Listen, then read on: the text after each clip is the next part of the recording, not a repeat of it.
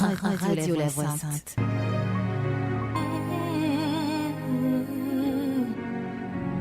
Jésus, tu as les paroles de la vie. Parole de vie. Parole de vie. Une émission d'évangélisation, d'enseignement et d'édification réalisée par Radio La Voix Sainte et présentée par le prophète Paul Moïse d'Oliveira de l'église apostolique et prophétique La Lumière des Nations, Angré Château. Oh, roi, tu as les paroles de la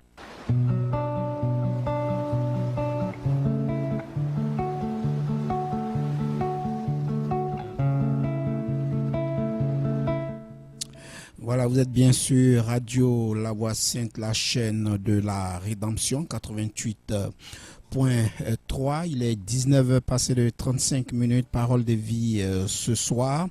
Nous recevons, comme tous les mercredis à cette même heure, le prophète Paul Moïse d'Oliveira. Il est le leader de l'église apostolique et prophétique La Lumière des Nations. Bonsoir, homme de Dieu. Bonsoir, bien-aimé, que le Seigneur vous bénisse. Amen. On va permettre à ceux qui vous accompagnent ce soir également de pouvoir se présenter. Allons-y, le micro est ouvert. Allons-y. Bonsoir, c'est le disciple du prophète, Kwasi Olivier. D'accord, Kwasi Olivier. Il y a la maman également qui est là, qui va se présenter aussi. Allez-y. Bonsoir, c'est la disciple Isabelle. La disciple Isabelle, d'accord. Et puis le frère. Bonsoir, c'est le disciple Touré Guy Alexis Wilfried. Voilà, ils sont tous de l'église apostolique et prophétique La Lumière des Nations. Bonsoir, homme de Dieu. Bonsoir, bien-aimé, que le Seigneur vous bénisse. Bonsoir à tous nos auditeurs de la radio La Voix Sainte. Que Dieu vous bénisse. Amen. Alors ce soir, nous allons parler d'un thème assez intéressant. Comment prier pour être exaucé, tiré de Acte 10, versets 1 à 4. L'homme de Dieu va donner donc l'enseignement dans une poignée de minutes. Mais en attendant, je voudrais rappeler aux auditeurs de Radio La Voix Sainte qu'ils peuvent participer à tout moment à cette émission en appelant simplement au 77 59 56 50 ou le 42 21 35 77. Voilà, ce sont nos deux lignes téléphoniques du côté du standard. Serge Boaki réalise cette émission. Il assure également la mise en onde. Je suis Alain Boisbré.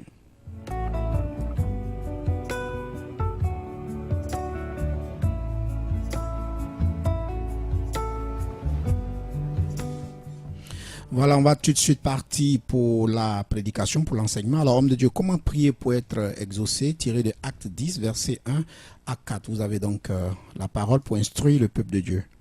Merci beaucoup. Je dis merci au Seigneur pour ce moment que nous sommes en train de passer et nous allons passer ensemble.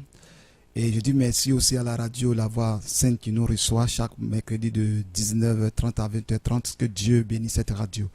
Et le thème « Comment prier pour être exaucé » est tiré de mon livre intitulé « Les prières qui montent ». Les prières qui montent, nous allons voir ça comme une étude biblique parce qu'il y a des personnes qui entendent des enseignements, qui veulent lire le livre, mais qui n'arrivent pas parce que nous avons nos parents qui ne savent pas, nos frères qui ne savent pas lire. Mais le Seigneur m'a mis à cœur, même ceux qui savent lire ou pas, le Seigneur m'a mis à cœur de faire une étude biblique par rapport à ce livre. Donc, nous allons décortiquer aujourd'hui comment prier pour être exaucé. Je dis à l'entame que nous avons tiré ça dans Actes chapitre 10, versets 1 à 4. Le livre s'appelle « Les prières qui montent ». Il y avait à Césarée un homme nommé Corneille, centenier dans la cour dite italienne. Cet homme était pieux et craignait Dieu avec toute sa maison. Il faisait beaucoup de monde au peuple et priait Dieu continuellement. Vers la 9e heure du jour, il vit clairement dans une vision un ange de Dieu qui entra chez lui et lui dit « Corneille ». Les regards fixés sur lui et saisi d'effroi, il répondit « Quel Seigneur ?» Et l'ange lui dit « Tes prières et tes aumônes sont montées devant Dieu et s'en est souvenu. » Acte chapitre 4, verset 10 à 1. Vous comprenez bien que ici Corneille a prié pendant plusieurs temps. Corneille n'était pas chrétien. Corneille était un religieux, un croyant, mais n'adorait pas les fétiches, mais il priait selon la loi de Moïse. Mais il avait un problème, c'est que ce problème que Corneille n'avait pas encore accepté le Seigneur Jésus-Christ comme son Seigneur et Sauveur personnel. Donc, il observait la loi de Moïse parfaitement. Or, celui qui observe la loi de Moïse, qui n'a pas accepté Jésus comme son Seigneur personnel, ne peut pas hériter le royaume des cieux. Nous lisons dans ce passage, nous voyons que la Bible déclare que Corneille a prié et un ange est venu et l'ange lui a dit: tes prières et tes aumônes sont montées devant Dieu et il s'en est souvenu. Vous comprenez? Donc, il a prié, Dieu l'a exaucé. Mais comment Corneille est arrivé par là? Corneille est arrivé par là, lorsque nous prenons le verset 1, il dit: il avait à Césarée un homme nommé Corneille, centenier dans la corde dite italienne. Cet homme était pieux, vous voyez, la piété. Il était un homme qui était pieux et craignait Dieu, c'est-à-dire la crainte de Dieu était dans son cœur. Et la Bible déclare qu'il faisait beaucoup de monde, c'est-à-dire il aidait les démunis, les pauvres, les veuves, les orphelins, et ces personnes qui sont dans les besoins, les nécessiteux. Corneille venait en aide. Et en plus de cela, la Bible déclare qu'il priait constamment, continuellement. C'est quelqu'un qui, avec tout ça, il priait constamment, continuellement. Donc, pour que ta prière soit exaucée, le thème comment prier pour être exaucé, pour que tes prières soient exaucées, il faut avoir la crainte de Dieu, un homme qui marche dans la piété, dans la justice de Dieu, qui ne marche pas dans le désordre, et Dieu, dans sa grâce, vient auprès de toi pour t'exaucer. Il envoie son ange. Lorsque nous lisons dans le psaume 111, verset 10, il est écrit: la crainte de l'Éternel est le commencement de la sagesse. Tous ceux qui l'observent ont une raison saine. Sa gloire suscite à jamais. Alors, vous voyez bien que la crainte de l'Éternel est le commencement de la sagesse. Donc, Corneille, le fait de prier, le fait d'avoir la crainte de Dieu, était un homme sage. La sagesse l'animait. Et nous lisons bien que Corneille faisait des prières continuelles et il aidait beaucoup les personnes qui sont dans les besoins. Donc, pour que la prière d'une personne monte, nous avons des conditions. La première condition que nous allons voir par rapport à ce passage, nous voyons que Corneille était un homme qui faisait beaucoup d'offrandes. Aujourd'hui, nous allons parler sur la Bible dans Malachie chapitre 3, versets 10 à 11. La Bible nous parle de la dîme. Donc, la personne va se demander pourquoi mes prières ne montent pas plutôt, ne sont pas exaucées. C'est parce qu'il y a certaines situations, certaines choses que nous négligeons. La Bible déclare que apportez à la maison du trésor toutes les dîmes afin qu'il y ait de la nourriture dans ma maison. Mettez-moi de la sorte à l'épreuve, dit l'Éternel des armées, et vous verrez si je n'ouvre pas pour vous les écluses des cieux, si je ne répands pas sur vous la bénédiction en abondance. Pour vous, je menacerai celui qui dévore, et il ne vous détruira pas les fruits de la terre, et la vie ne sera pas stérile dans vos campagnes, dit l'Éternel des armées. Toutes les nations vous diront heureux, car vous serez un pays de délices, dit l'Éternel des armées. Selon Malachie chapitre 3, versets 10 à 12. Donc, celui qui veut que ses prières soient exaucées, ses prières montent, doit passer par ces étapes. C'est-à-dire, la Bible dit que apporter dans la maison de Dieu toutes les dîmes et les offrandes. Lorsque tu donnes ta dîme, lorsque tu apportes ta dîme dans la maison de Dieu, la Bible déclare que Dieu ouvre les écluses des cieux. Et c'est là l'un des passages où Dieu dit: mettez-moi à l'épreuve. Et vous verrez si je n'ouvre pas pour vous les écluses des cieux. Vous voyez, Dieu, on ne tente pas Dieu et Dieu ne nous tente pas. Mais Dieu demande qu'on le mette à l'épreuve. Donc, le diable lui tente.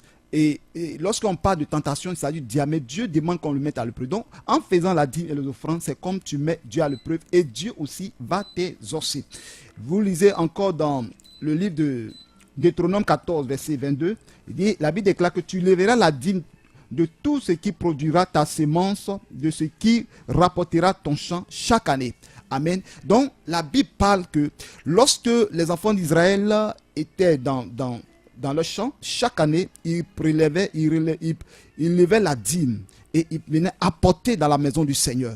Donc, la dîme et l'offrande sont des conditions très importantes pour que nos prières soient exaucées.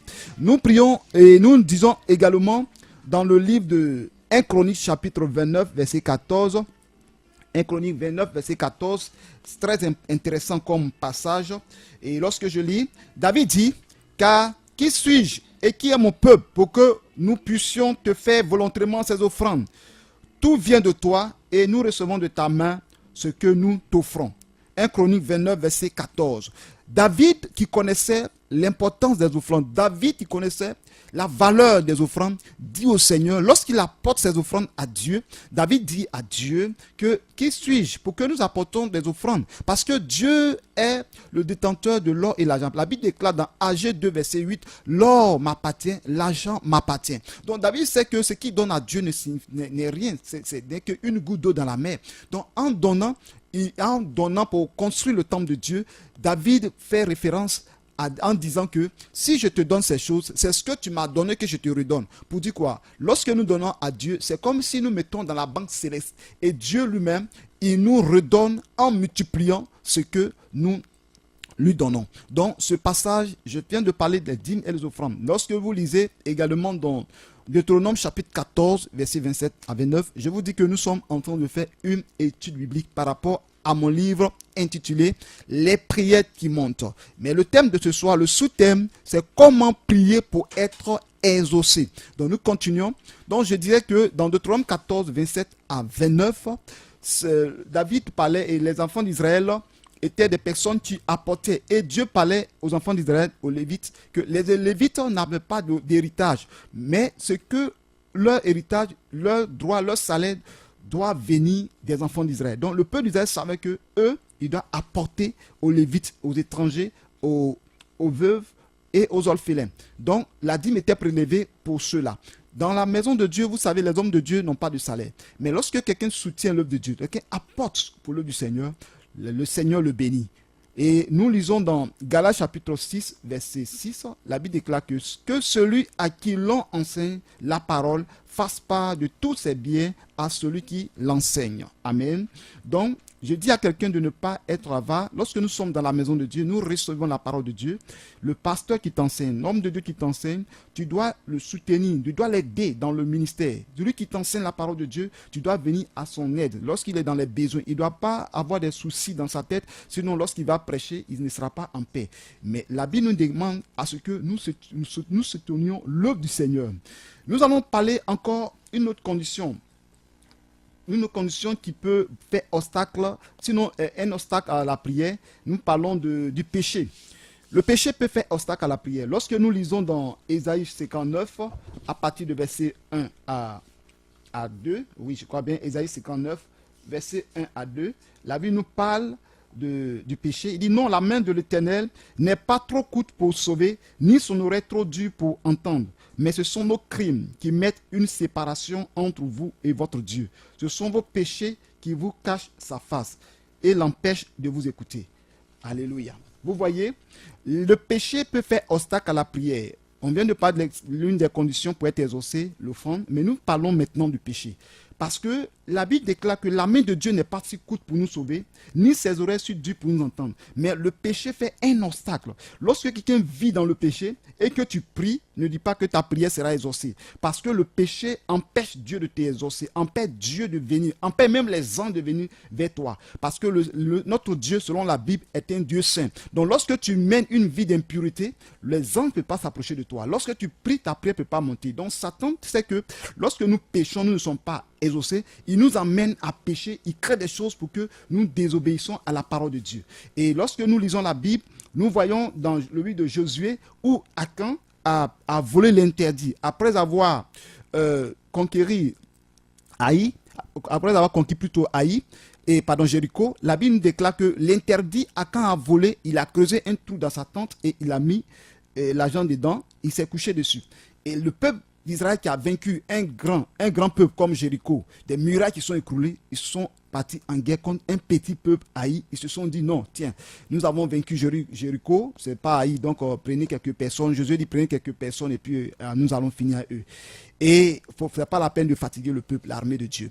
Donc, ils sont partis, malheureusement, ils ont eu la défaite. Ils sont revenus pour crier à l'Éternel, pour demander au Seigneur pourquoi nous avons eu une si grande défaite. Nous avons eu la victoire, nous avons conquis des grands peuples. Nous avons vraiment assujetti des nations. Mais pourquoi ce petit peuple? Et le Seigneur se révèle à l'un de ses prophètes pour dire qu'il y a l'interdit au milieu de vous. Quel était l'interdit? L'interdit, c'est que Akan a volé. Et lorsque Akan a volé, la Bible nous dit que le peuple Israël a péché. Ce passage m'a beaucoup marqué. La Bible n'a pas dit qu'il y a quelqu'un parmi vous qui a péché. Le Seigneur dit clairement dans sa parole que Israël a péché. Pour dire quoi? Dans la maison de Dieu. Souvent, nous sommes à l'église et il y a des blocages. Les hommes de Dieu prient, les gens ne sont pas exaucés. On se demande il y a quoi. Mais je vous dis une chose. Le péché d'une personne peut bloquer la bénédiction de toute une église. Et Akan a péché. À cause d'Akan, tout le monde, ceux qui sont partis en guerre sont tombés, sont morts. Il y a eu des morts et d'autres ont fui. Donc, le péché est un obstacle. Le Seigneur dit que sa main n'est pas courte pour sauver, mais c'est le péché. Donc, du moment qu'il y avait l'interdit, le péché, le vol au milieu des enfants de Dieu, leur prière n'était pas exaucée. Ils sont partis, Dieu les a livrés à leurs ennemis. Donc, le péché est un obstacle à la prière. Nous disons également, Jésus a dit dans Jean 14, verset 30, que le diable vient mais il n'a rien en moi. Aujourd'hui, lorsque Satan va attaquer une personne, les démons vont attaquer une personne, il regarde la vie de la personne. S'il voit que la personne a une vie de prière, une vie de consécration, une vie de sanctification, les démons ne viennent pas. Mais quand il voit que la vie de la personne est une vie de désordre, les démons viennent attaquer, troubler la vie au maximum. C'est pourquoi Satan ne pouvait pas avoir l'autorité sur Jésus. Et Jésus a dit dans Jean 14, le diable vient mais il n'a rien en moi. Ah, la Bible même déclare que Jésus a dit « Qui me convaincra de péché ?» En Jésus, il n'y avait pas de péché en lui. Donc Satan ne peut pas venir attaquer Jésus parce que c'est un homme pur et il est resté pur et il est mort pur, il est resté pur et il demeurera pur, il demeurera saint jusqu'à la fin des temps. Et le temps viendra, le Seigneur viendra nous chercher et il viendra chercher ceux qui demeurent dans la sanctification et qui demeureront dans la sanctification. Bien-aimés, nous continuons dans ces passages parce que c'est très important. Il faudrait que nous comprenions ces choses pour que nos prières soient exaucées. La Bible déclare dans Proverbe 18 à partir du verset 13, la Bible nous dit que celui qui cache ses transgressions ne prospère point, mais celui qui les avoue et les délaisse obtient miséricorde. Vous voyez, donc pour que tu sois exaucé, il faut que tu te répandes, tu te confesses ce que tu as fait qui ne n'ont pas le nom du Seigneur. Confesse-toi, dis ce que tu as fait. La confession se fait de plusieurs niveaux. Tu peux te confesser seul dans ta maison, demander pardon à Dieu, demander au Seigneur de te pardonner tout ce que tu as fait. Dieu peut t'exaucer. Et il y a des fois qu'il y a des péchés qui arrivent. Toi seul, quand tu te confesses, tu as l'impression qu'il y a un poids qui est sur toi et tu sens que tu n'es pas exaucé. En ce moment-là, va voir les anciens, va voir les hommes de Dieu et confesse-toi. Il y a des personnes, tu peux pécher, il y a des hommes, tu peux pécher et qui peuvent commettre l'adultère et tu peux dire, Seigneur, j'arrête, je ne veux plus faire l'adultère. Mais souvent, quand tu n'as pas confessé ça à ton épouse ou à ton époux, l'adultère, tu ne peux pas être pardonné. Dieu ne peut pas pardonner parce que tu caches quelque chose. C'est pourquoi la Bible déclare que celui qui cache ses transgressions ne prospère point. Mais celui qui les avoue et les délaisse obtient miséricorde. Il ne s'agit pas de dire je viens pécher, mais il s'agit de se repentir, de confesser et d'abandonner. C'est pourquoi Jésus-Christ, les hommes qui sont venus accuser la femme qui avait commis l'adultère, quand le Seigneur a dit celui qui n'a point péché, qui jette la première pierre. Et les gens ont vu que tous ont péché et la Bible même déclare que tous ont péché et sont privés de la gloire de Dieu. Et chacun s'est retourné. Mais Jésus a dit une parole très forte. Il dit, femme, moi aussi, non plus je ne te condamne, mais va et ne pêche plus. Donc il ne s'agit pas de se repentir à chaque fois. J'ai péché, et puis tu recommences. J'ai péché, et puis tu recommences. Dieu n'est pas dans ces genres de confession. Dieu aime celui qui se repent et qui abandonne ses transgressions. Je vais rendre un témoignage parce que le péché est un obstacle à nos prières. J'ai lu un témoignage qui m'a beaucoup marqué, et je veux que quelqu'un aussi écoute ce témoignage parce que c'est très important. Il y avait une femme qui était morte, et dans le livre, c'était dans le livre, je crois bien, va à Bethel, et cet homme de Dieu, Dieu a fait grâce de mourir et de voir le ciel, le voir l'enfer. Et il était à la porte du royaume des cieux, à la porte du ciel, et il y a une femme qui venait, et la femme était une chrétienne fervente, en tout cas qui menait une vie de prière, une vie de consécration. Mais elle avait quelque chose en elle qu'elle n'arrivait pas à abandonner. C'était quoi? C'était le tabac. Elle chiquait tabac. Et lorsque elle était arrivée, les anges même, elle venait à la porte du royaume. Et il était arrêté là, l'homme de Dieu que Dieu a enlevé pour aller voir le ciel et l'enfer. Regardez la femme venir, la femme chantait, les anges même étaient heureux et ils avaient vraiment ouvert leurs bras pour qu'elle rentre dans le royaume des cieux. Et du coup, il dit, voilà, Satan qui court de loin et il dit, j'ai quelque chose en elle. Les hommes se demandent, mais qu'est-ce qu'il y a en elle? Et lorsque Satan s'est approché, Satan a pris au bout de son pain le tabac. Vous voyez? Et à partir de cet instant-là, la femme ne peut pas rentrer dans le royaume des cieux. Parce que lorsque nous mourons dans le péché, c'est notre âme encore qui sort en même temps dans le péché. C'est pourquoi je demande à quelqu'un, quand tu es malade, quand tu as un moment difficile, la chose la plus importante, c'est de te repentir. Vous voyez cet homme à la croix, il s'est repenti, il a dit au Seigneur, l'autre accusait Jésus-Christ, mais l'autre disait que Seigneur, pardonne mes péchés, quand tu vas venir, souviens-toi de moi. Il dit, aujourd'hui même, tu seras avec moi au paradis.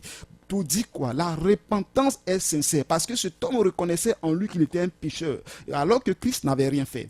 Et lui, le fait de confesser ses péchés et de reconnaître que Jésus-Christ est un sauveur, il a été sauvé. Donc je dis à quelqu'un ce message, nous sommes venus à la radio pour annoncer à quelqu'un que nous sommes des messagers du Seigneur. Vous écoutez ces enseignements pour que nous nous préparions pour le retour de Jésus. Mais si nous n'avons pas une vie de prière, nous ne pourrons pas atteindre le niveau que Dieu veut de nous. Que le Seigneur vous bénisse. Et nous venons de parler du péché. Et nous allons aborder un autre point. L'autre point que nous allons aborder, ce sont les démons. Les démons peuvent faire un obstacle à nos prières. Les démons sont des êtres très dangereux qui s'opposent à nous, puisque la Bible déclare que les démons sont nos ennemis. Les démons s'opposent à nos prières. Lorsque nous lisons dans le livre de Daniel, la Bible déclare que Daniel a prié et le premier jour de sa prière, il a été exaucé. Puisqu'il a été exaucé, Gabriel venait pour donner l'exaucement à sa prière. La Bible déclare que dans le deuxième ciel, la Bible parle dans le livre de Daniel, le roi de Perse. Le roi de Perse, c'est Satan. Et il s'est opposé fortement à l'exaucement de la prière de Daniel. Donc, Gabriel ne pouvait pas traverser le deuxième ciel pour venir dans le premier ciel et venir dans notre monde pour dire à Daniel que voilà ce que tu as demandé à Dieu, voilà ce que Dieu veut que tu fasses, voilà ce qui est les choses à venir. Puisque ce que Gabriel venait dire, ce sont des prophéties, des prophéties très poussées. Et aujourd'hui, ces prophéties, il y a deux sont accomplies, deux ne sont pas encore accomplies. Donc Satan sait que ce sont des prophéties qui vont aller dans le corps du Christ, dans l'église. Donc Satan s'est fortement opposé. Et il y a eu le combat pendant 21 jours de combat. L'ange Michel est venu combattre et Gabriel est venu. Il dit Daniel, voilà pourquoi j'ai retardé, mais Michel est en train de combattre, mais j'irai, après avoir fini de parler, il dit j'irai vers Michel et je vais aller combattre. Pour dire que le diable, c'est pas quelqu'un qu'on doit jouer. On se dit, bon, au nom de Jésus, Satan, tu es vaincu. Oh, c'est vrai, on le dit. Mais je vous dis une chose, Satan, c'est une puissance. La Bible déclare que votre adversaire rôde comme un lion rugissant, cherchant qui dévorera. Alors que la Bible parle du lion de la tribu de Juda. Et la Bible compare Satan aussi à un lion. Donc, nous savons que nous avons une guerre. Si Satan était quelqu'un de facile, le ciel allait le chasser simplement. La Bible déclare dans l'Apocalypse qu'il y a une guerre dans le ciel. Donc, notre combat sur la terre n'est pas un petit combat. Nous sommes en face du monde des ténèbres. Il y a des démons que nous pouvons chasser simplement, mais il y a des fois, ce sont des dominations, des principautés, comme Paul l'a dit. Nous devons prier avec autorité, avec des jeunes, afin de chasser ces démons. Nous parlons un autre point. Comment prier pour être exaucé? Je ne sais pas s'il y a encore du temps. Allez-y, homme de Dieu. Ok, merci bien. Comment prier pour être exaucé? Je vais parler aussi de la régularité dans la prière ou la prière constante. Vous voyez, il y a les musulmans, par exemple, ils prient, ils ont des heures de prière. Mais vous savez, les musulmans sont aussi de la descendance d'Abraham. Mais la seule chose, ce ne sont pas les fils de la promesse comme Isaac est fils de la promesse. Et qu'est-ce qui va se passer? Eux, ils savent que la prière a des heures, a des moments, et ils respectent. Mais nous, les chrétiens, nous devons respecter ces heures de prière. Je ne dis pas que lorsque nous prions sans les heures fixées, nous ne sommes pas exaucés. Dieu peut nous exaucer à tout moment, en tout temps. Lui-même, il déclare dans la parole, selon 1 Thessaloniciens 5,17, que prier sans cesse, donc en tout lieu, à chaque instant, nous pouvons prier. Mais lorsque nous lisons la Bible, nous voyons très bien qu'il y a des points de prière, il y a des heures de prière que les enfants d'Israël obéissaient. Et Dieu même dans la Bible, dans Genèse 3, verset 8, la Bible déclare que vers le soir, le Seigneur parcourait le jardin. Vous voyez, le Seigneur parcourait le jardin vers le soir. Donc Adam et Ève savaient que vers le soir, le Seigneur va parcourir le jardin. Donc ça montre aussi que le Seigneur a un temps, une heure où il visite sa création. Et nous prenons dans 2 Rois 16, 15, la Bible parle l'offrande du matin et l'offrande du soir. Et nous continuons encore que la stratégie d'Élie lorsqu'il était en face des faux prophètes, les prophètes de Jézabel. La Bible nous déclare que Élie a demandé à ce qu'ils prient. Et ils invoquent leur Dieu, ils ont invoqué leur Dieu, ils ont invoqué leur Dieu. À un moment donné, il dit peut-être qu'il a voyagé, continuez de prier, parce que peut-être qu'il est occupé, il est en train de faire beaucoup de choses. Élie faisait ça, c'est pourquoi? Pour que le temps de la prière, l'heure de l'offrande arrive. Et tout ce temps qu'ils ont fait, l'heure des offrandes arrive, Élie a dit bon ok, maintenant c'est mon tour. Mais la Bible déclare que lors des offrandes, Élie a bâti l'autel, il a fait son offrande. Lorsqu'il a invoqué le Seigneur, le feu est descendu. Nous lisons dans Actes chapitre 3, verset 1, la Bible déclare que Pierre et Jean montaient ensemble au temple à l'heure de la prière. C'était la 9e heure. Vous voyez, c'était bien précisé. C'est à ce moment-là que Pierre et Jean ont prié et le boiteux a marché. Lorsqu'ils lui ont dit, nous n'avons ni or ni argent, mais au nom de Jésus, lève-toi et marche. Vous voyez, à l'heure de la prière. Donc, nous chrétiens, nous devons nous fixer des heures de prière, des moments de prière, même des jours de prière, pour dire que tel jour, nous allons prier, telle heure, nous avons prié. Nous devons respecter ce temps-là. En respectant, nous fixons comme un hôtel que nous bâtissons. Et l'ange de l'Éternel, c'est qu'à cette heure-là, il y a un rendez-vous qui va se passer entre le Fils de Dieu, où il y a la fille du Seigneur et moi, et l'ange viendra nous exaucer. Donc, l'heure est si importante, le moment est si important pour l'heure est si important, le mot si important. Lorsque nous lisons dans Marc chapitre 1, verset 35, la Bible déclare, vers le matin, pendant qu'il faisait encore sombre, il se leva et sortit pour aller dans un lieu désert où il pria. Donc cela était devenu comme une habitude pour le Seigneur Jésus. Tôt le matin, encore, quand il fait 4 heures du matin, 4 heures, 5 heures, la Bible déclare que le Seigneur Jésus-Christ partait dans les lieux déserts et il pria. Et c'est ainsi que nous aussi, nous devons prier pendant ces heures-là. Nous devons respecter, et lorsque nous fixons ces heures, ce temps-là, il faut que nous obéissons parce que c'est si important. Nous lisons dans le livre de Daniel 6, verset 10, la Bible déclare que Daniel priait 3 fois par jour. Vous comprenez? Il priait 3 fois par jour et il avait ce regard fixé vers Jérusalem. Aujourd'hui, nous ne pouvons pas prier comme les musulmans qui fixent le regard sur la Mecque. Non, nous pouvons prier en tout moment, en tout lieu. La Bible déclare que les vrais adorateurs adoreront le Seigneur en esprit et en vérité. Donc, tu peux prier en tout moment. Mais il ne s'agit pas de fixer tes regards à Jérusalem ou au nord ou au sud. Partout où tu vas regarder, le Seigneur va t'exaucer. Que le Seigneur vous bénisse et que sa grâce soit sur vous. J'aimerais parler également de ce livre. Comment les prières qui montent, dont je suis en train de parler d'un sous-thème. Comment prier pour être exaucé. Et dans ce livre, il y a 2 serviteurs de Dieu que je vais rendre témoin rapidement, qui ont utilisé le livre, qui sont à l'école de théologie, et le thème qui a été abordé, c'était la prière.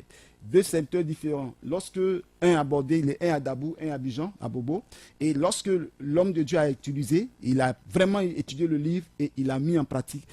Il a eu vraiment 20 sur 20, il a été mentionné très bien. Et les 2 aussi, de l'autre côté, c'est la même chose. Donc ce livre, c'est un livre vraiment, le Seigneur m'a inspiré, où j'ai pris le temps d'écrire, le temps de prier pour pouvoir écrire ce livre, parce que c'est la prière qui fait le chrétien. Soyez bénis abondamment au nom de Jésus. Je vais vous rendre un témoin concernant la prière. Une fois, j'avais une cellule au niveau de l'hôtel Ivoire, où le Seigneur m'a mis à cœur à 5 heures du matin, je me suis levé, j'étais en train de prier, je me suis dit que bon, 5 heures, 6 heures, 7 heures, j'ai fini, me laver, me préparer mon message et je vais partir à la cellule. Et lorsque j'ai commencé à prier, 5 heures, 6 heures, 7 heures, je voyais qu'au fur et à mesure que je prie, je sentais la force, je sentais l'onction, je prie en langue pendant des minutes, je prie avec mon esprit, je prie jusqu'à 11 heures. Bien-aimé, la prière a une puissance, une force. Et lorsque je suis parti à la cellule, que j'ai commencé à prêcher, je vous assure, il y a des personnes qui tombaient des chaises sans que je leur impose les mains. Les personnes qui fuyaient de la salle, parce que la salle, il y avait comme une puissance, un feu qui dégage dans la salle. C'est la prière. La prière dégage la force, la prière dégage le feu, la prière dégage l'énergie. Lorsque tu pries, tu deviens libre. Vous voyez, parfois, tu es lourd, tu es angoissé, tu es dans la tristesse. Le seul moyen pour être libéré, c'est la prière. Et quand tu as ces situations-là, tu vas voir que tu n'as pas envie de prier. Et quand tu veux prier, il y a une colère qui t'anime. Tu es énervé. Bien-aimé, c'est la solution. Lève-toi et prie. Lève-toi et déclare. Même si ça t'énerve. Avant, je ne savais pas. Et je vois que souvent, je suis énervé. Je ne sais pas pourquoi la colère me prend. Mais je me lève. Je dis, Satan, libère mon cœur, libère ma vie. Je commence à prier. Vous allez voir qu'au début, quand vous priez, vous ne sentez rien. Mais au fur et à mesure que vous priez, le monde des ténèbres, l'obscurité des ténèbres se dissipe. Et la puissance de Dieu vient, les anges viennent autour de toi. Et la joie vient dans ton cœur.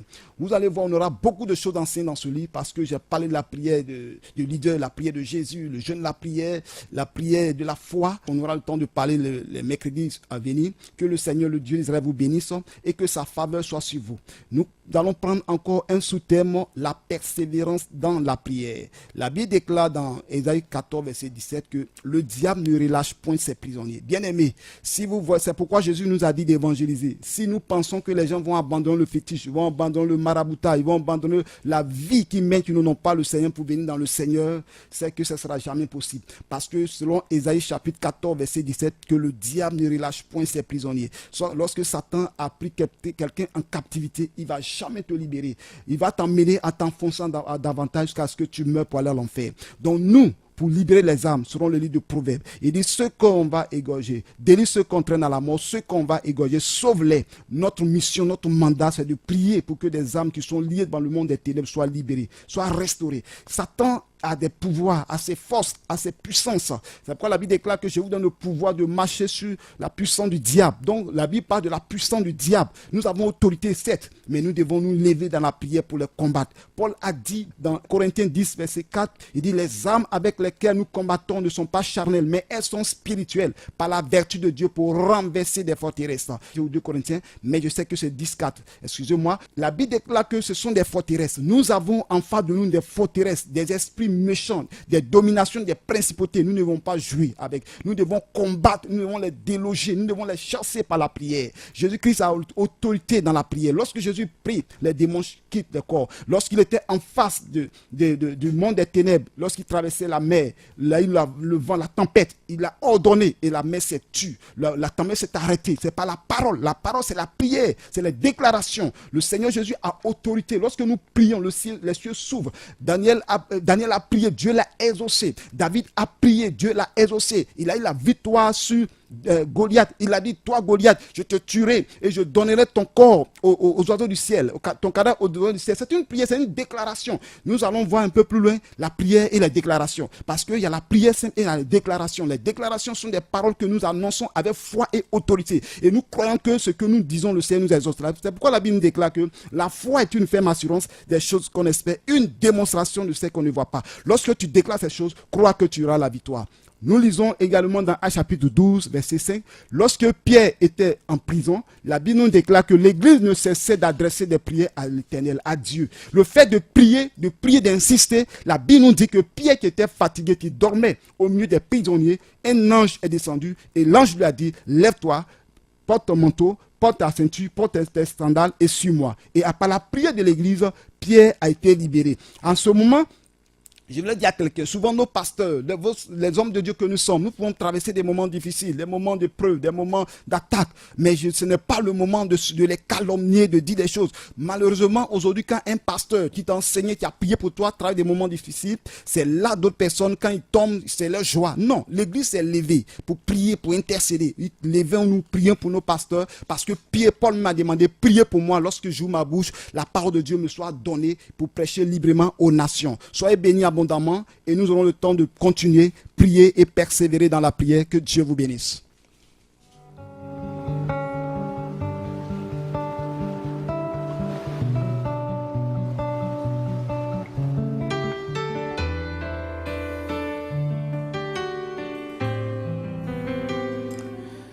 Comment prier pour être exaucé? C'est le thème de ce soir, acte 10, versets 1 à 4. Et l'enseignement a été donné par le prophète Paul Moïse d'Oliveira, leader de l'église apostolique et prophétique La Lumière des Nations. Le téléphone est à présent ouvert. 2 lignes au standard, 77 59 56 50 ou le 42 21 35 77 pour participer à cette émission. En attendant, nous allons engager l'entretien avec l'homme de Dieu. Première question, homme de Dieu, est-ce qu'il est facile de prier? Si oui, pourquoi? Sinon, comment? Et la prière, ce n'est pas facile de prier parce que c'est l'arme efficace pour vaincre le diable. Donc le diable ne va pas permettre que facilement comme ça on se lève et puis on prie. Non, il va nous attaquer, il va créer des choses. C'est pourquoi lorsque nous prions, dans ce livre j'en ai parlé, il y a, lorsque tu commences à prier, que tu fermes tes yeux net, il y a des pensées qui viennent dans ta tête, tu n'as pas payé ta maison, le propriétaire va venir t'encaisser, est-ce que tes enfants, la scolarité a été payée, et des pensées comme ça qui traversent dans ta tête et tu es découragé, tu as des soucis. Tout ça, c'est le diable qui injecte ces pensées dans Saint-Esprit. Alors on pourrait demander pourquoi le diable a si peur de la prière. Oh, effectivement, le diable a si peur de la prière parce que c'est un mystère. Lorsque nous prions, ce sont des boules de feu qui sortent de nos vies, de nos bouches, des déclarations. Même nos mains que nous faisons comme ça, on a dans des témoignages, sont des flèches qui sortent pour attaquer le diable. Donc c'est comme quelqu'un qui est là, lorsque nous prions, c'est nous attaquons son monde, nous attaquons son royaume et tout plan qu'il est en train de mettre en place, tout s'écroule. Comme nous voyons à Jéricho, les enfants d'Israël ont fait le tour de Jéricho, 7 fois le tour, il y a eu l'ébranlement des murailles. Ces grandes murailles ont été ébranlées. Donc lorsque nous prions, Satan, son plan, ses projets, tout s'écroule. Il y a un tremblement de terre dans son royaume. Il y a même des démons qui tombent. Il y a des personnes qui ne peuvent pas. Et même ses secrets sont dévoilés. Donc il ne veut pas que les chrétiens prient pour qu'ils soient ridiculisés devant ces démons, devant les hommes, les sorciers. Donc il empêche les gens de prier. Et quand nous prions aussi, nous attirons la faveur de Dieu. Nous réjouissons le cœur de Dieu. Parce que la prière ne s'agit pas seulement de chasser les démons, mais la louange, l'adoration, c'est la prière. Parce que quand nous prions, nous adorons Dieu, nous donnons gloire au Seigneur. Dieu est content. Satan n'aime pas que Dieu soit dans la joie. Satan n'aime pas que nous, les enfants, on adore Dieu. Ça l'énerve. Il veut que la gloire lui revienne. Alors que la gloire doit revenir au Seigneur. Alors justement, l'homme de Dieu, dans la prière, quand on fait une prière et que Dieu n'a pas son intérêt dans notre prière, est-ce que cette prière-là peut être efficace? Ça dit que si je prie, à chaque fois j'expose mes besoins à Dieu, j'expose, mais je ne dis pas ce que Dieu doit gagner dans ma prière. Est-ce que c'est une prière qui peut être efficace? Effectivement, Dieu nous exauce.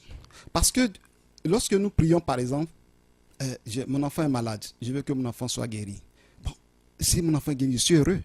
Mais il y a des prières que nous faisons, Dieu a son intérêt. Pourquoi? C'est parce que ça donne gloire. Même toutes les prières que nous faisons, ça donne gloire au Seigneur, parce que si quelqu'un ne travaille pas, qui travaille, dit quand j'ai prié, Dieu m'a exaucé. Mais qu'est-ce que Dieu n'aime pas, ce que nous prions? Il y a des personnes qui prennent Dieu pour pouvoir se servir comme quelque chose. Bon, quand ça ne va pas, je vais aller voir Dieu, je vais prier le Seigneur, il va me donner. Et quand il va me donner après, pouf, les gens abandonnent. Donc Dieu sait que tes intentions sont mauvaises. Dieu ne t'exauce pas. Mais quand tu pries et que tu as des bonnes intentions, c'est-à-dire ce que tu vas recevoir, ce que Dieu va faire de toi, et qu'il voit que sa gloire est dedans, il t'exauce. Mais si sa gloire n'est pas dedans, il ne va pas t'exaucer. Et il y a des sujets, Dieu sait que aussi, quand il te donne, demain, peut-être ça peut te créer un problème. Il ne t'exauce pas. Je vais expliquer simplement. Il y a entendu un témoignage d'une soeur, une femme, une jeune soeur qui a passé le concours de gendarmerie. Première fois, ça n'a pas marché. Deuxième fois, ça n'a pas marché. Jeune prière, ça n'a pas marché. Tout.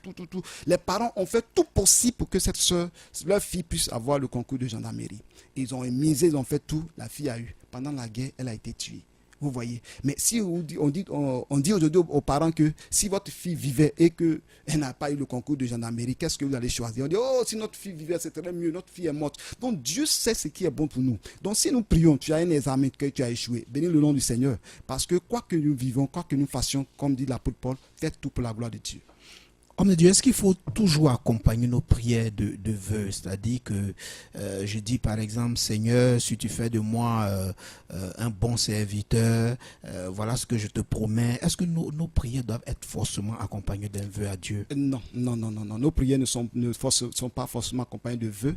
Quand les gens font des vœux parce que souvent ils travaillent des moments difficiles, ils veulent vraiment être soulagés, ils veulent vraiment que Dieu les accompagne dans leurs activités. Lorsque nous lisons la Bible, nous voyons Jacob qui devait partir chercher sa femme, et il a fait un vœu à Dieu. Il dit, si tu m'as béni, si tu m'as donné des vêtements, si tu m'as donné de la nourriture, de l'argent, l'Éternel sera mon Dieu et je donnerai la dîme de tout ce que tu me donnes. C'est ainsi qu'il a fait le vœu, parce qu'il cherchait quelque chose.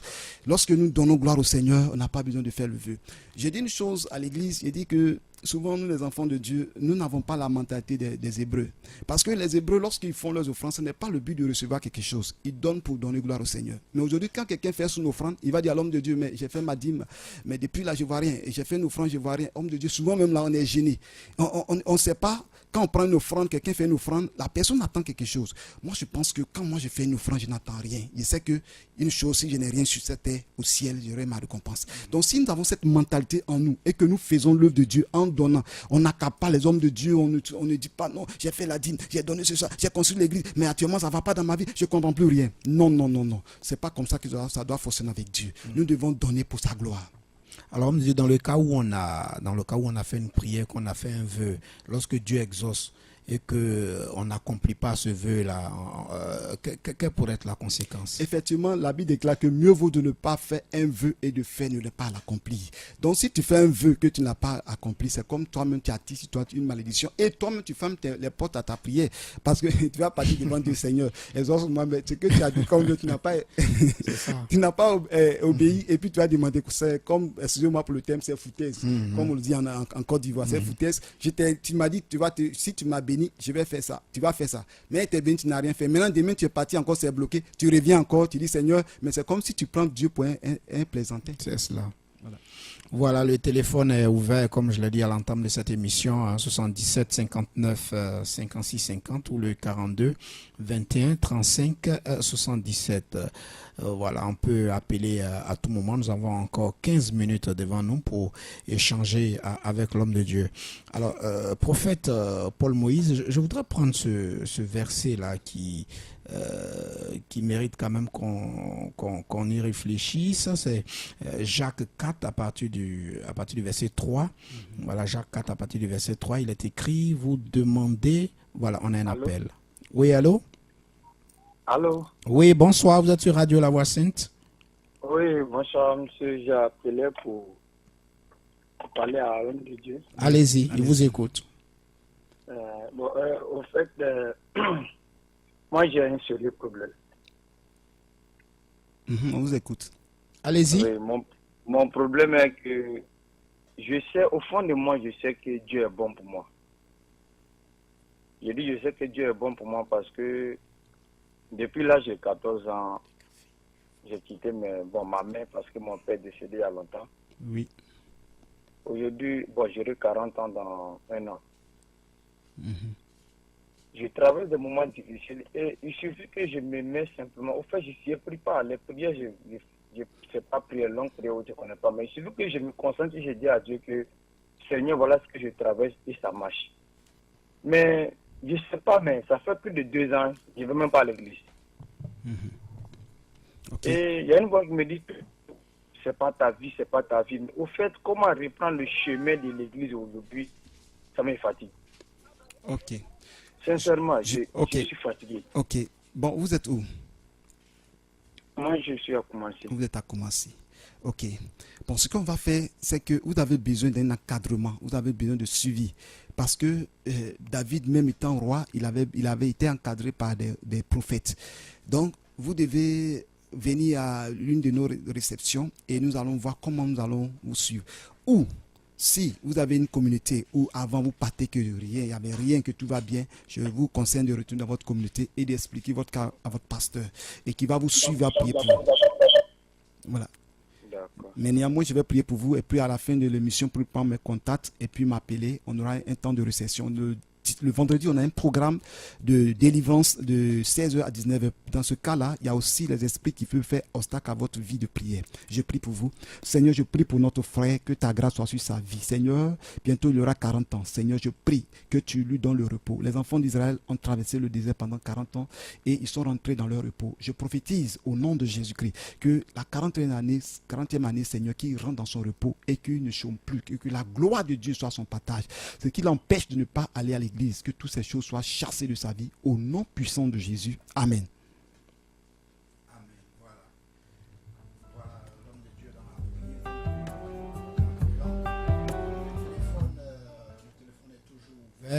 Alors, homme de Dieu, on va s'attarder un peu sur ce que l'appelant vient de dire tout à l'heure.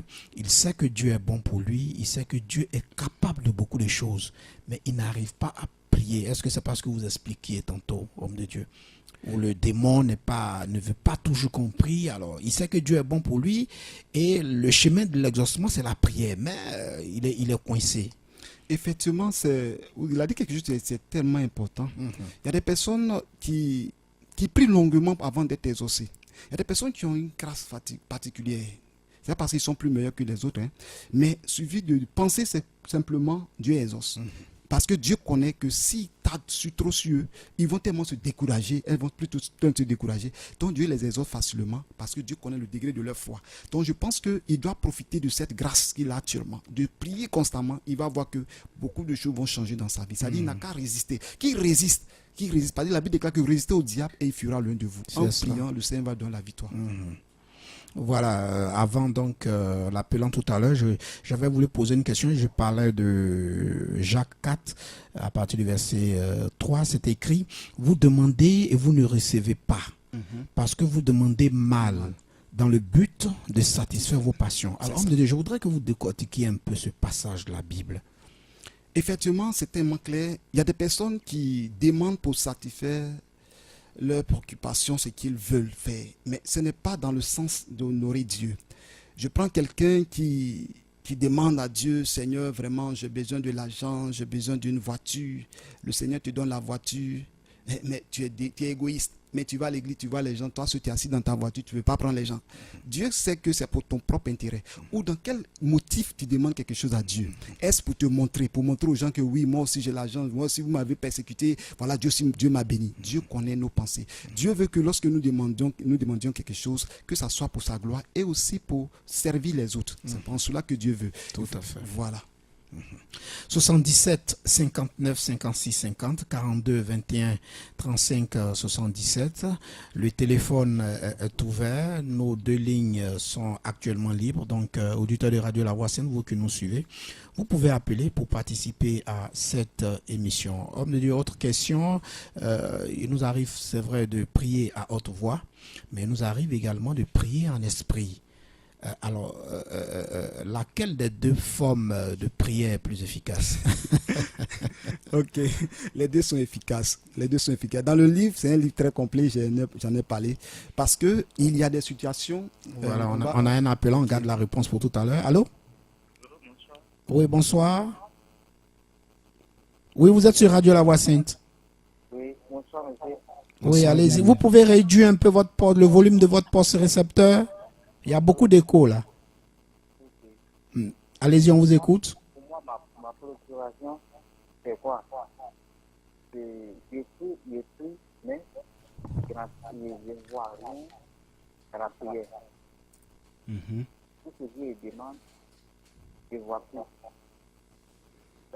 Je veux que vous priez pour moi. Vous appelez d'où? De Faya. De Faya. D'accord. Homme de Dieu, il dit qu'il prie, mais il ne voit rien. Effectivement, comme je vous l'ai dit au début de l'émission, que c'est une étude biblique que nous sommes en train de faire.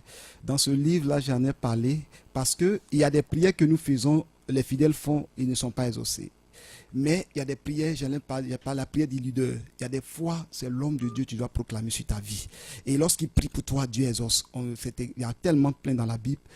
Je vais prier pour lui et en ce moment-là, il a besoin qu'un homme de Dieu lui impose les mains. La Bible déclare que Josué était rempli de sagesse parce que Moïse lui avait imposé les mains. C'est ainsi que lorsqu'on va prier pour lui, on va proclamer des paroles, Dieu va manifester sa gloire, puisque lui-même prie d'ailleurs. Mais il faut accompagner par la prière des autres, par l'homme de Dieu, par le leader. Seigneur, je prie pour le frère, au nom de Jésus. Accompagne sa prière d'exaucement. Exauce-le au nom puissant de Jésus. Lorsqu'il va ouvrir la bouche, Seigneur, tout ce qui fait obstacle soit ôté. Je prie que, Seigneur, tu déclenches la gloire sur sa vie, qui témoigne de ta grandeur dans sa vie. Au nom de Jésus. Amen. Amen. Par rapport à c'est ça. Voilà, oui, par rapport à la question. Effectivement, les deux sont... Dieu écoute les deux formes de prière. Voilà. Prier en esprit, prier à haute voix. Voilà.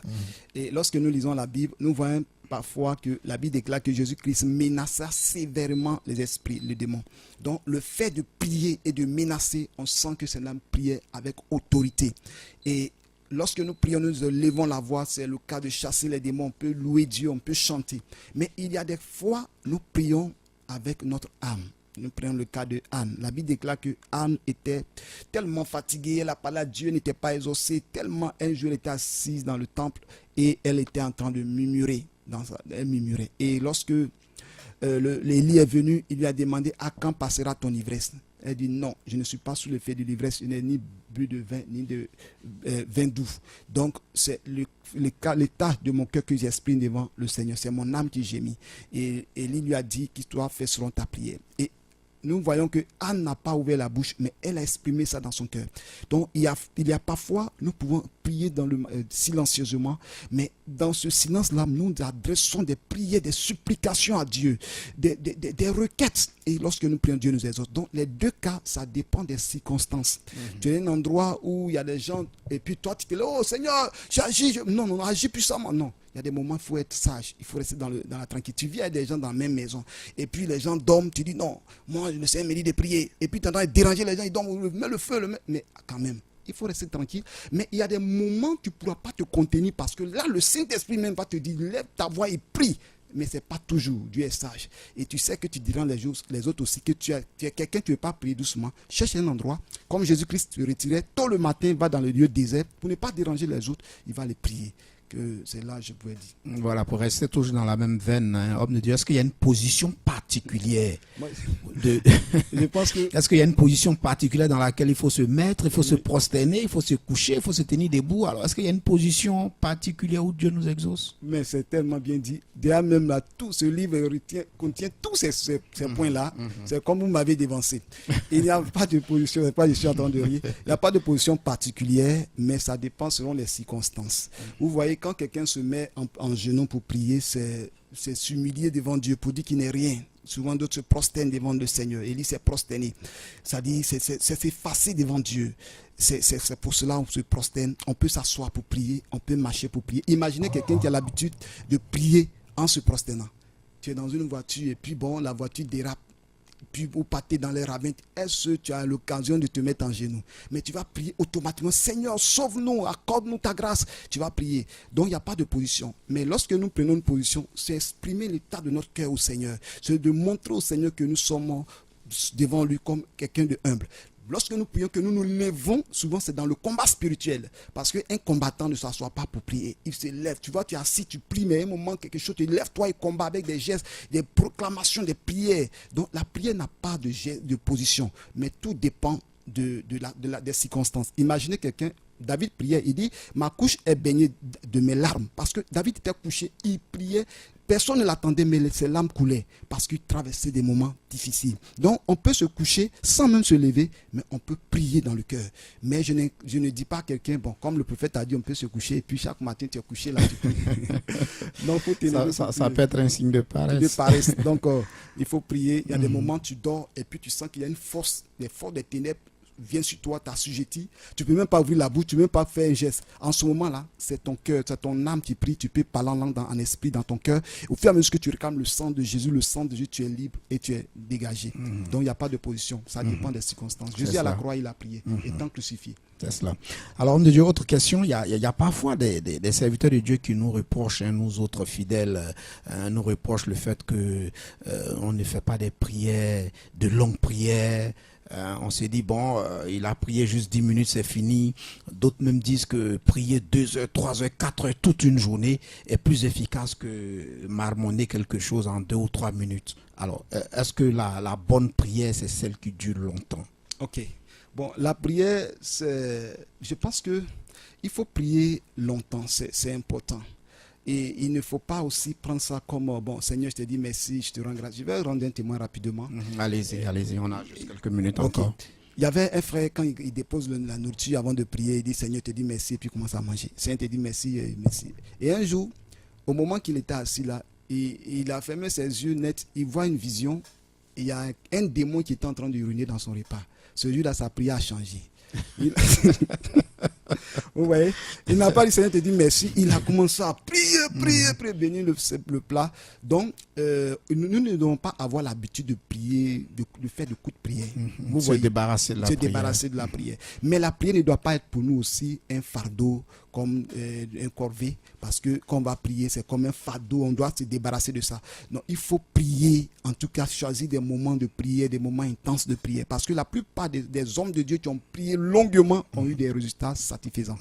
Je rends un témoignage d'un homme de Dieu qui au Nigeria, et il a un programme de prière. Il était là, après la prière, il devait dire merci au Seigneur. Au moment qu'il a fermé les yeux, il a prié 19h, 20h, 21h, 23h, 24h, jusqu'à les gens sont partis à la maison. Il a prié, puis le lendemain, les gens sont venus le trouver à la même heure, il continuait de prier. Quand il a dit Amen, il demande, vous m'excusez d'avoir prié au moins 10 minutes. On dit, ah papa, tu as prié depuis hier, nous on est parti, on est revenu. Mais c'est un homme de feu. Quand il prie comme ça, une fois l'un témoin que j'ai entendu. C'est selon qu'on est guidé aussi par le Saint-Esprit. Par le Saint-Esprit, voilà. Parce que la plupart des gens qui ont fait des exploits dans le ministère, ce sont des hommes de prière. Nous voyons que les apôtres ont dormi, au moins Jésus priait. Mais ils n'ont pas pu supporter. Mais quand Jésus a prié, il a affronté la mort. Moi, j'ai expérimenté, comme je le disais tout à l'heure, quand j'ai prié de 5h à 11h, j'ai vu ce que Dieu a fait. Même dans la prédication, les démons quittaient des corps. Donc, mais ce n'est pas pour cela que, comme l'autre a prié 3 heures de temps, moi aussi je vais me forcer pour prier 3 heures de temps. Prie selon tes capacités. C'est comme ça que Dieu ne nous force pas. La Bible nous enseigne que Jésus lui-même a prié jusqu'à ce que sa sueur devienne des grumeaux de sang. Voilà le dernier appel de cette émission. Allô? Allô? Oui, bonsoir auditeur, vous appelez d'où?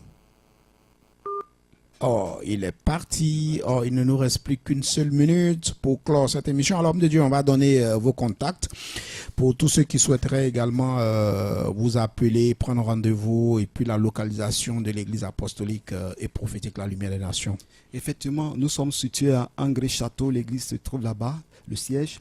Et je réponds au 08 47 00 60. 08 47 00 60. Ceux qui n'ont pas pu nous appeler, vous pouvez envoyer vos messages par SMS au 08 47 00 60 ou le 45 64 04 28. 45 64 04 28. Vous pouvez aussi visiter notre site internet www.acte13.com www.acte13.com comme A des apôtres S 13collé.com. Vous allez voir nos enseignements et ces enseignements sur la radio La Voix Sainte. Nous allons mettre ça sur l'internet aussi. Vous allez écouter ceux qui n'ont pas pu le temps de tout écouter. Et demain, le vendredi, nous avons un grand programme de délivrance et d'action prophétique. Et nous allons le temps de prier. L'homme de Dieu va passer en enseignement et passer au temps d'action prophétique, de prière, de délivrance.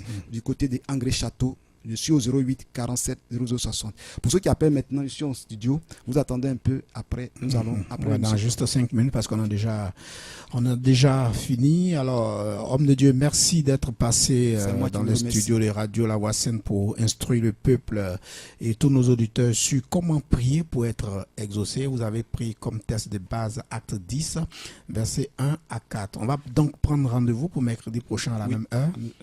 Et nous allons continuer sur le même thème. Oui, mais cette fois-ci, la prière avec la parole de Dieu, prier avec le sang de Jésus et d'autres sujets, d'autres même que vous avez déjà touchés. On va parler de ça. Tout à fait.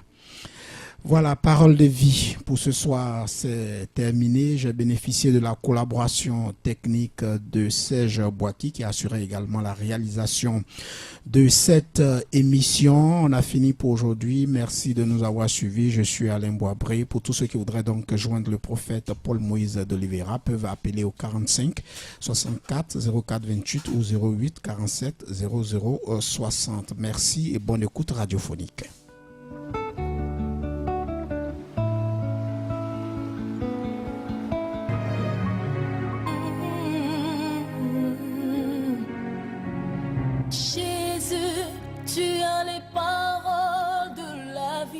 C'était Parole de vie.